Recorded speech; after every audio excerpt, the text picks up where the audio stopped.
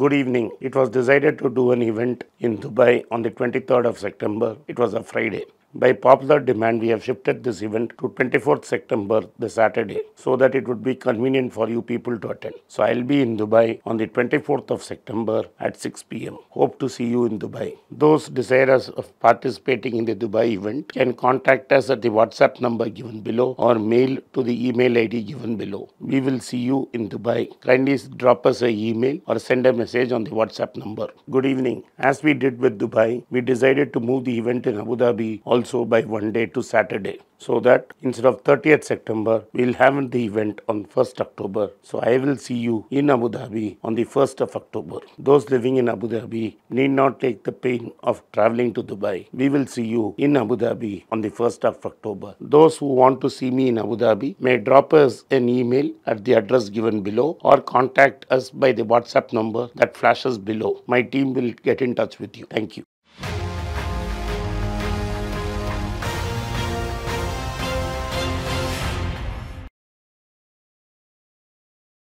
Hi everyone, welcome back.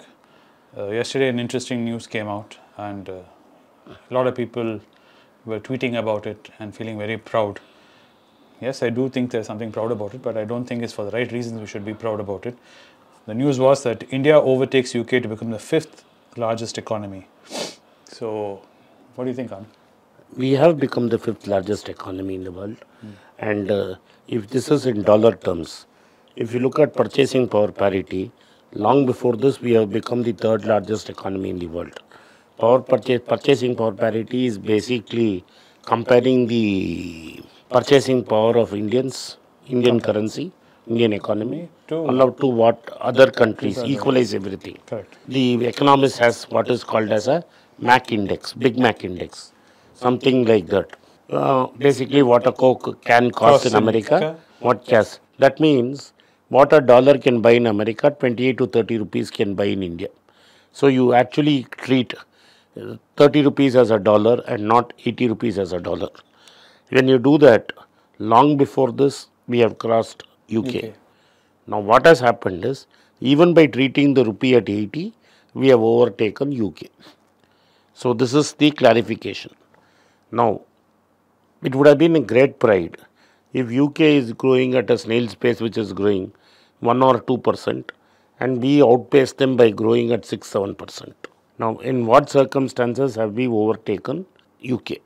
UK's economy fell by 10%. Our first estimate says we have fallen by 8%. You are a larger economy, so you should have bounced back faster. The first quarter figure of this year shows that we have grown by 13.5%. Before we pat ourselves in the back, it is very clear the RBI expected 16.5. Why is it 13.5?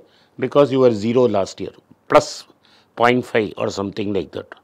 So on a low base, you have grown very big. Okay. This year's number is the same, is slightly lesser than the number 2 years back. So if I look at it, if I go back 3 years, you have grown 3%. India has grown 3% over 3 years in rupee terms. These are numbers given by the government of India, not by me. So the number says, if your turnover is 10,000 rupees, GDP is a turnover, is not income. If your turnover was 10,000 rupees 3 years back, in the first quarter, the same turnover is 10,300 rupees. This is adjusted for inflation. So you have grown at 3% over 3 years. This is adjusted for inflation in consumer price, not at wholesale price. If I take wholesale price as deflator, which is the adjustment factor, you will be lesser because your wholesale price for 15 months has been in double digits. But nobody wants to talk about that. So let's go by the CPI number itself. So with CPI number, you have gone 3. What has happened, unfortunately, for UK is they have gone down 10% and grown only 1 or 2% after that. So they are below COVID levels. And because of this unexpected, because of their foolhardiness in getting out of euro, they don't have labor. Right? The Eastern Europeans are not streaming into England anymore. So there's a labor shortage. If you remember, in this channel I talked about a truck shortage. Correct. Why they are not able to deliver petrol when there is enough petrol but no trucks. Correct. No drivers. Yeah.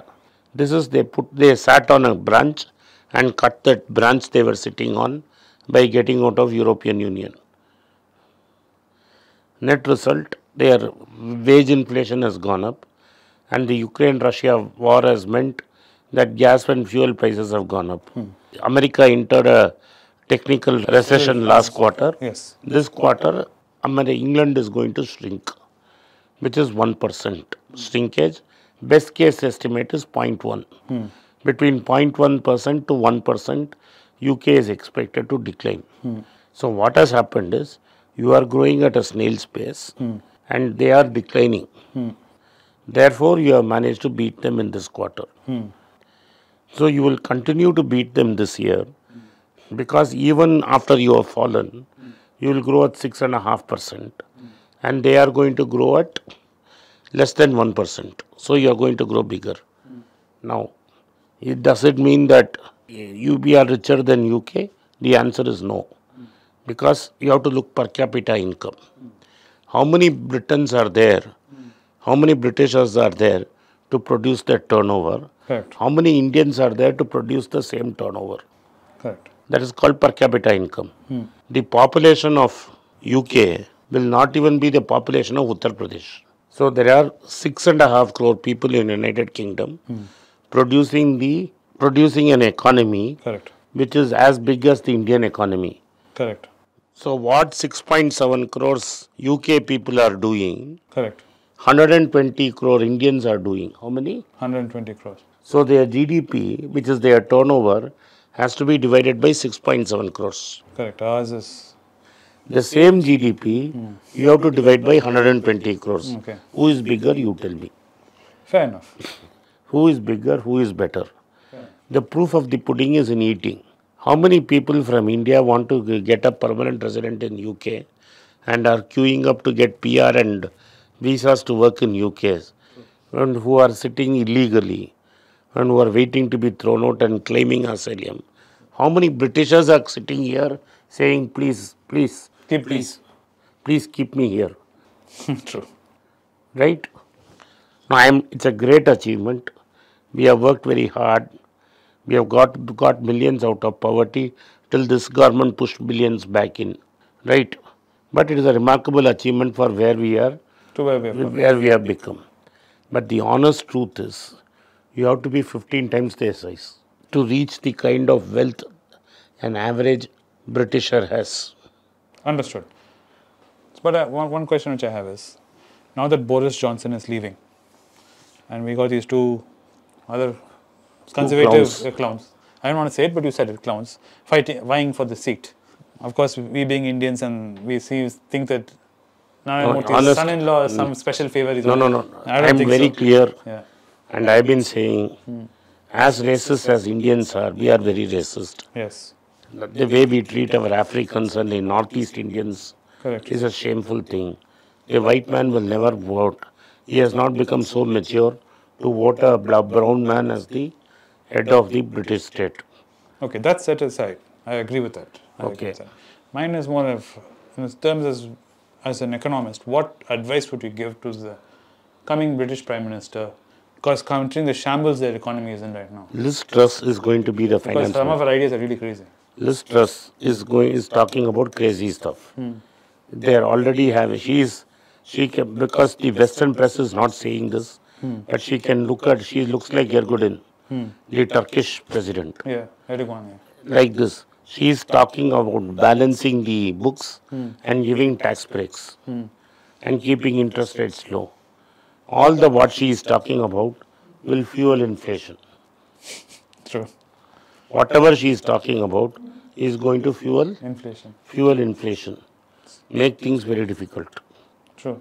So do you think the British people are better off asking for a snap election? No point. Because the Labour side also... No, I don't know about Keith Stamer yet. But I'll tell you one thing very clearly. If you want to reform Britain, you have to go back into the European Union first. You have to crawl back and eat humble pie. You have to crawl back and eat humble pie.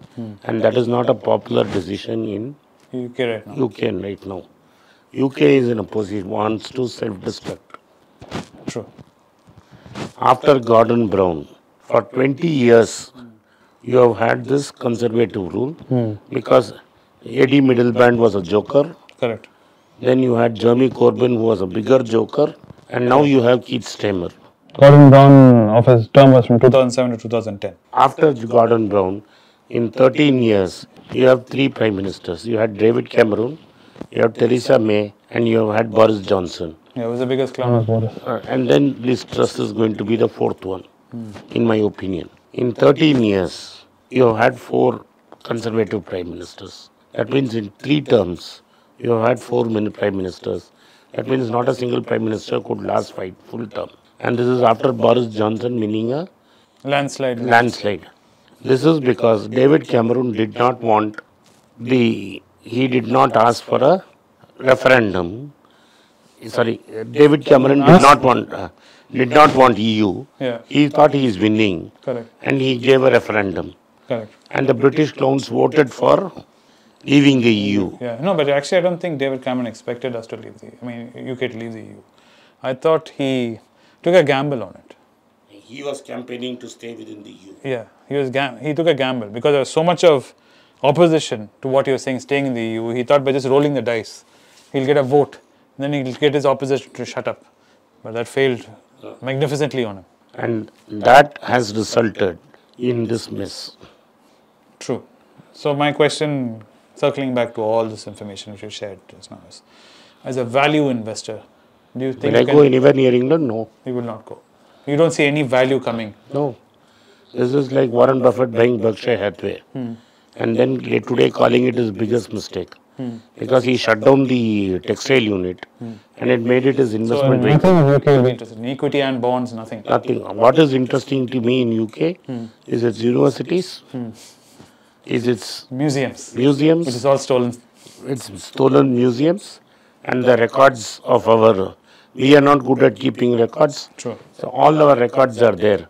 Like our old newspapers, I can find it stored in microfilms there. True. So I want their archives, I want their museums, I want their universities. Nothing else. Only an idiot will invest in UK. Anyway, I think that brings a nice conclusion to this conversation about comparing the headline, what it broke, saying that we have become larger than the UK. So this is what Anand's opinions are. Thank you for watching Birich. If you like this content, kindly hit the subscribe button and turn on the bell notification. If you do not turn on the bell notification, you will not be notified every time we put out a video. So kindly turn on the bell notification. Once again, I thank you for your support for Birich. It's a great privilege and honor that so many of you in thousands have subscribed to my channel and have supported me. I have written 2 books in English, The Alchemy of Money and Ordinary Stocks, Extraordinary Profits. These books are published by us and are ready. If you want to procure a copy, send us a message to the WhatsApp number given below and my team would respond to you. If you want an Amazon Kindle copy, you can click the link below. Finally, those who wish to consult with me can send a mail to birichenglish@gmail.com. Once again, I thank you for your support. If you like this video, press the subscribe button of my channel, hit the like button and turn on the bell notification.